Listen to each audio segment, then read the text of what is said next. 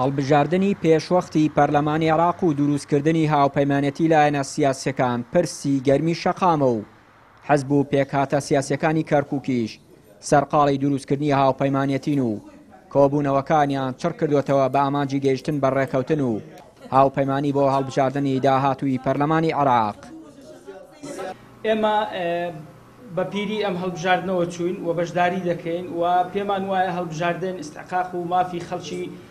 عێراقا و بەتایبەتیش خەڵکی کەرکووک هەمووشتان دەزانن لە کەرکووک بارێکی تایبەت هەیە. ئێمە بە ئومێدین ئەم هەڵبژاردنە کۆتایی بەم بارە نائاسایی و بارە سەربازیەی کە لە کەرکووکەیە بهێنێ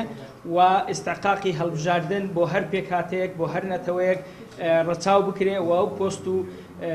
پۆستە ئیداریانەی کە لە پارێزگای کەرکووکەیە دەرئەنجامی ئەم هەڵبژاردنە تەحکومی پێ بکات. کەرکووک بە دۆخێکی نائاسایی ئیداری و سیاسی و ئەمنیدا تێدەپەڕێت، بۆیە حەزبە کوردستانیەکان لە پێناو کۆتاییێنان بەو دۆخە و ئاساییکردنەوەی ڕەوشی شارەکە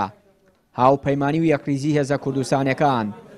بۆ هەڵبژاردننی داهاتووی پەرلەمانی عێراق بە گرنگ دەزانن.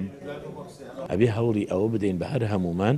ڕێگە چارێک بۆ ئەمە بدۆزینەوە، ئەویش هەمومان بە یەک لەزدا بزین بۆی تا بتوانین پارێزگاری لەو پێگەی خۆمان بکەین، ئەگەرنا بە هەمان هەڵەی ڕابردووە دووبارە ئەەکەینەوە کە دەنگکان پەرد بوو پێکاتەکانی تر قازان دەمە ئێماکە. کورد بۆ خۆی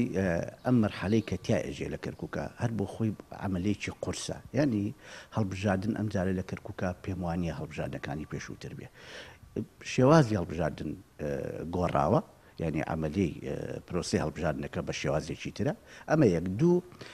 وەسعی کەرکووک لە دوای 16 ئۆکتۆبەر بارودۆخێکی تازە هێناوەتە گۆڕێ بۆ کورد بۆ پێکاتی کورد و بۆ حزبە سیاسی کوردیەکانیش ئەرکەکان زۆر قورس بووە،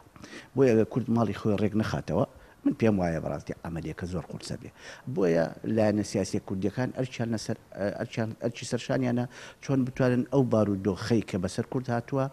لە ڕێگە ئەم هەڵبژاردنەوە بتوانن ئەو وای بشێتەوە بە قانجازی کورد بێ. هەرچەندە هەوڵێک هەیە بۆ دواخستنی هەڵبژاردننی پێشوەختەی پەرلەمانی عێراق، بەڵام وا بڕیارە لە 6 حوزەیرانی ئەم ساڵ هەڵبژاردن بەڕێوە بچێت، بۆیە کورد لە کەرکووک هەموو هەوڵەکانی خستوۆتە گەڕ تا بتوانێت لە بازنەی 1 و 2 نیوەی زیاتری کورسیەکان بەدەست بێنێت و ببێتە براوەی هەڵبژاردننی پەرلەمانی عێراق لە کەرکووک. چیانوری کەناڵی ئاسمانی پەیام،